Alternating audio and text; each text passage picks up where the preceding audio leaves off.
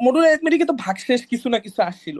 ডিভিজিবিলিটির ক্ষেত্রে পার্থক্য কি, যে সেই ভাগশেষটা আর আসবে না, ডাইরেক্ট ভাগশেষটা জিরো আসবে। যে মনে করো আমি যদি 3 কে 15 দিয়ে ভাগ করি, তিন পাঁচা 15, আমার ভাগশেষ আসবে হচ্ছে জিরো। ডিভিজিবিলিটির সুবিধা হচ্ছে এটা, যে এখন আর মডুলার অ্যারিথমেটিকে আমি যতই ডিজাইন করি আমার এরকম আসতো, লাইক হচ্ছে 3 20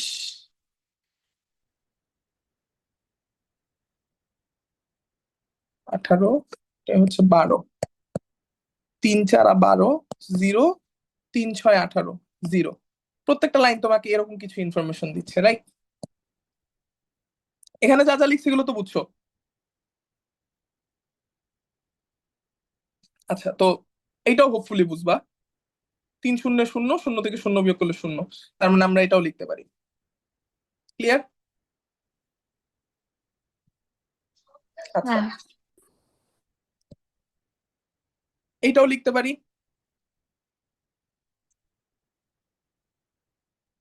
এটা বুঝছো? হ্যাঁ। আচ্ছা, ফাইনালি হচ্ছে এটা। তো ডিভিজিবিলিটিতে এই লাইনটা বলা হয় যে এ ডিভাইডস বি, এটার অনলি দুইটা কেস আছে। একটা হচ্ছে যে বি এর ভ্যালু জিরো হইতে পারে, যেটার প্রুফ আমি এখানে দেখাই দিলাম।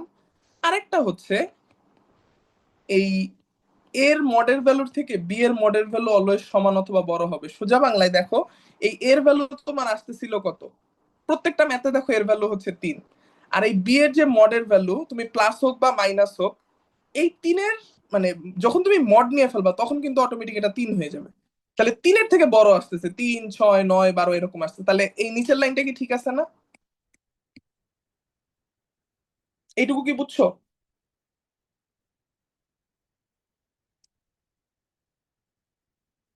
মানে এটা তো জিরো আসলো, এইটুকু বাদ। এরপরে হচ্ছে কি, এখন এখানে -3 আসুক, -12 আসুক, সো ইট ওয়াজ লাইক তুমি এই যে 3 দিয়ে কতগুলো ডিজাইন করতে পারবে এরকম, 3 6 9, এটাও যেরকম লিখতে পারবা, এটাও সেরকম লিখতে পারবা। এখন হোপফুলি বুঝছো। So, যার কারণে আমি বলছি যে এর ভ্যালু যদি মড নিয়ে নাও, বি এর ভ্যালু যদি মড নিয়ে নাও, আরেকটা ঝামেলা আছে, সেটা হচ্ছে এটা মাইনাসেও কাজ করে। লাইক আমি সেম লাইনটা কপি করলাম, প্রত্যেকটার আগে মাইনাস লাগাই দিলাম, এটাও কিন্তু কাজ করে।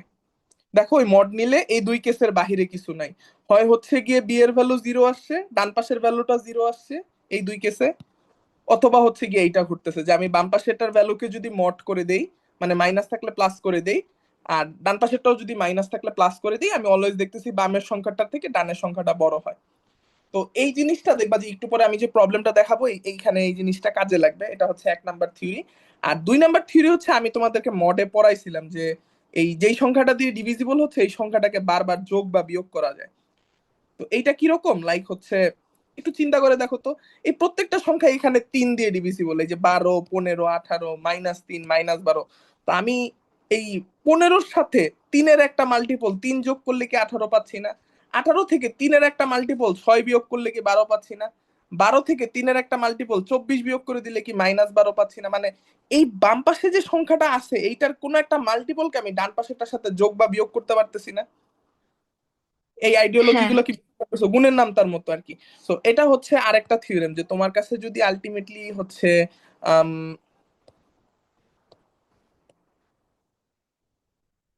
এ ডিভাইডস বি দেওয়া থাকে, তাহলে তুমি সেখান থেকে A divides B plus minus M A লিখতে পারো, যে এর কোনো একটা মাল্টিপল একে তুমি এম দিয়ে গুণ করলা, সেটা 1 হইতে পারে, 2 হইতে পারে, 3 হইতে পারে, 4 হইতে পারে, এম এর ভ্যালু যা খুশি তাই হইতে পারে, কোন একটা ইন্টিজার হবে। দেন তুমি সেটা নিয়ে যোগ বা বিয়োগ করে দিতে পারো।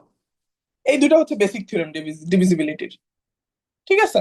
আচ্ছা, আর হচ্ছে আর যেগুলো আছে এগুলো সব সিম্পল, লাইক হচ্ছে এ কে ডিভাইড করে, এ মাইনাস এ কে ডিভাইড করে, এগুলো হচ্ছে এই দুই লাইন থেকে পাওয়া যায়।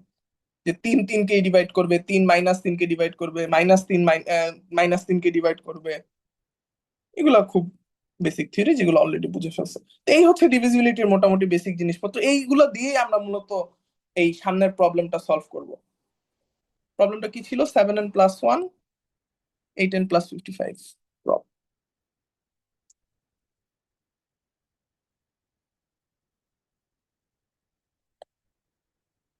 সো ডিভিজিবিলিটিতে আসলে এর বেশি আর কিছু নাই করার মতো। আমরা এই প্রবলেমটা দেখেই দেন চলে যাব হচ্ছে কাউন্টিং এ, কারণ কাউন্টিং এ তোমাদের ভালোই প্রবলেম হয় আর কি। ওটা আমি বলেই দিছি যে কাউন্টিং এ তুমি যদি প্র্যাকটিস না করো পারবে না। আমি নিজেই কাউন্টিং অত ভালো ছিলাম না যখন ক্লাস 9-10-এ ছিলাম। তো পরে আসলে কাহিনী বুঝছি যে আসলে ডিপেন্ড করতেছে কে কত বেশি প্র্যাকটিস করতে পারে। প্র্যাকটিস করতে পারলে মানে প্রবলেম গুলো ফাইন্ড আউট হয়, প্রবলেম ফাইন্ড আউট করতে পারলেই কাজ শেষ। যে এটা আমি কেমনে সলভ করবো, ওই সলভিংটা পেয়ে গেলেই আস্তে আস্তে তুমি আরো বড় প্রবলেম নিয়ে যাবে। আচ্ছা, তো এবার দেখো, আম, এই আমাদের কাছে এটা দেওয়া আছে, রাইট? তো কি করা যেতে পারে, কারো কোনো আইডিয়া আছে ফার্স্ট অফ অল, যে এতক্ষণ যা যা শিখলাম সেটাকে আমরা এখানে কিভাবে ইমপ্লিমেন্ট করতে পারি? বামে একটা সংখ্যা আছে, ডানে একটা সংখ্যা আছে, বামের সংখ্যাটাকে ডানের মানে বামের সংখ্যাটাকে কিছু একটা দিয়ে যদি আমি গুণ করি, অবশ্যই ডানের সংখ্যাটা আসবে। এখন খুঁজে বের করতে হবে যে আসলে সেই সংখ্যাগুলো কিরকম, এই এন এর ভ্যালুটা কিরকম আর এই বড় হাতের এম এর ভ্যালুটা কিরকম। তো এরকম করলে তো আর হবে না, এরকম করলে আসলে ডাইরেক্ট কোনো সলিউশন দিবে না। তো ডিভিজিবিলিটি যেসব জিনিস শিখছো ওইসব জিনিস এখানে ইউজ করে কি করা যাইতে পারে? কারো মাথায় কোনো আইডিয়া থাকলে বলতে পারো। এর কোনো গুণিতককে নিয়ে মানে যদি কাজ করি। Very good. এই যে বাম পাশে যে নাম্বারটা আছে এটার কোনো গুণিতক, গুণিতক না, এটাকে কি বলে? আচ্ছা হ্যাঁ, গুণিতকই তো বলে। Very good. আমরা যদি ওটার কোনো একটা মাল্টিপলকে নিয়ে যোগ বা বিয়োগ করে দিই, তো দেখো তো 7n যদি আমরা যদি যে লাইনটা দেওয়া আছে সেটাই যদি বিয়োগ করে দিই কি আসে? বাম পাশে চলে আসে হচ্ছে একটা n চলে আসে আর একটা 54 চলে আসে। অতটা ইউজফুল না, বাট আইডিয়াটা ভালো। যে ও আসলে বলতেছে নিচের লাইনটাও যদি ট্রু হয় তাহলে উপরের লাইনটাও ট্রু হবে। সো নট ব্যাড, এটাকে রাখো নোটে। আচ্ছা।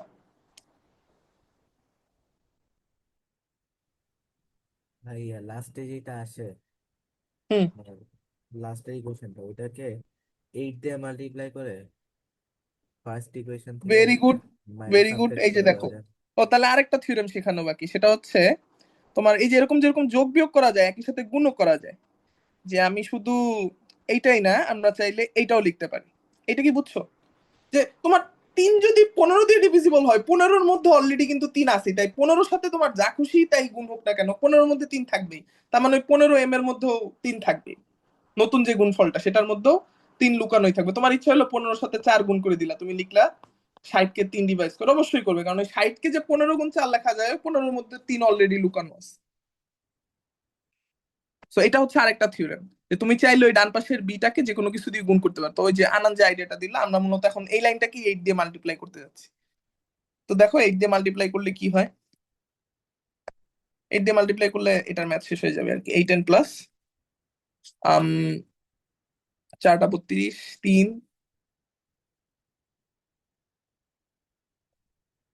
432 আসে। তাহলে দেখো তো এই যে এখন যে দুইটা লাইন আসলো।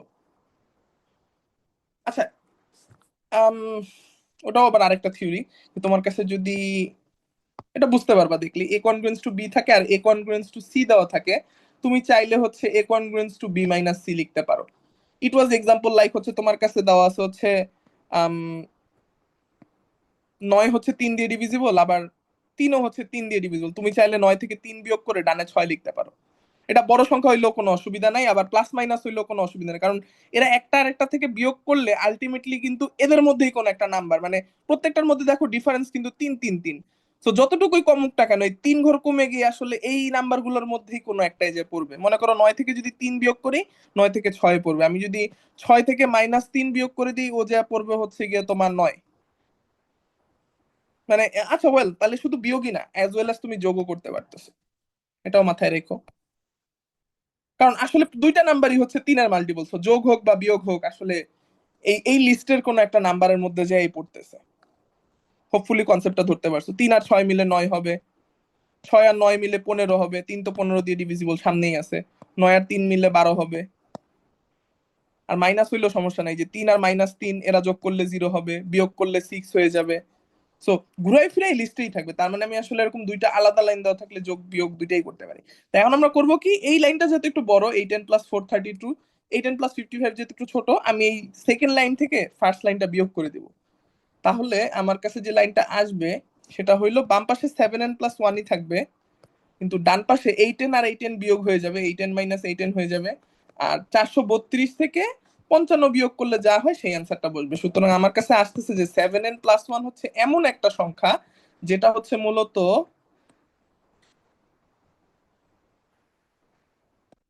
377 দিয়ে ডিভিজিবল। যদি 377 দিয়ে এই 7n+1 ডিভিজিবল হয়ে থাকে তাহলে তুমি এটার অ্যান্সার খুঁজে পাবা, না হলে পাবা না। এখন দেখো 377 দিয়ে ডিভিজিবল ম্যাথটা তোমার জন্য খুব ইজি করে দিছে। তোমার যদি জাস্ট 377 এর মাল্টিপল কি কি এটা জানা থাকে তাহলে তুমি সব সলিউশন বের করে দিবা। ইট ওয়াজ লাইক আমি যদি তোমাকে বলে দিতাম যে আসলে এন হচ্ছে 4 দিয়ে ডিভিজিবল, তুমি আসলে বুঝতে এন এর ভ্যালু 1 হইতে পারে, 2 হইতে পারে, 4 হইতে পারে। মাই দাঁড়াও,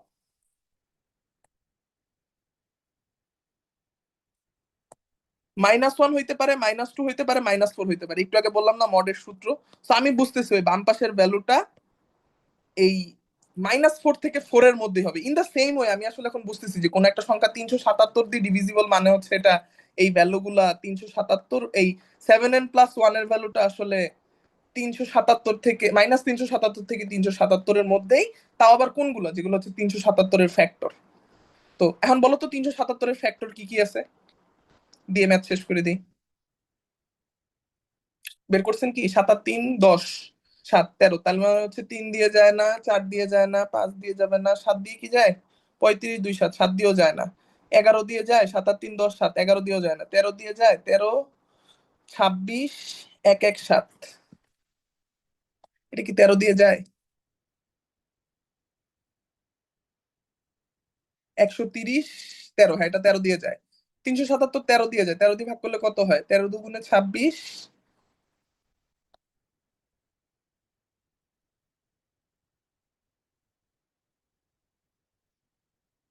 117 29 আসা উচিত না? 3 নং 27, এটুকু মিলছে। 13 × 29 কি আসছে? 377 এর ভ্যালু। আচ্ছা, তাহলে আমরা বুঝতেছি এটার হলো 4টা সলিউশন।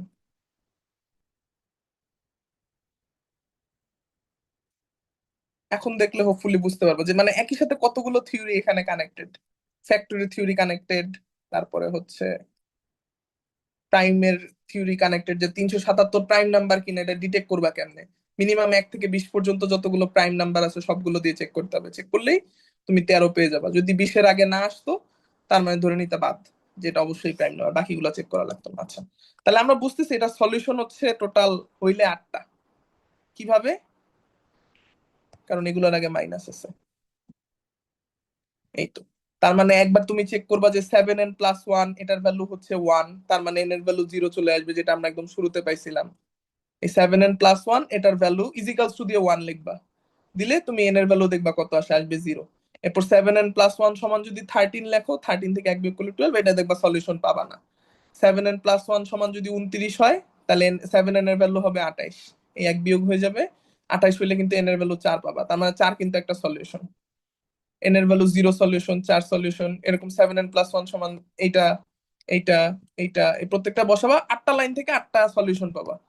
কোনোটা যদি ইন্টিজার হয় তাহলে সেটা সলিউশন, যদি ইন্টিজার না হয় তাহলে সেটা সলিউশন না, মানে পূর্ণ সংখ্যা না হইলে সেটা সলিউশন না, যেটা কোশ্চেনে মেবি বলা ছিল।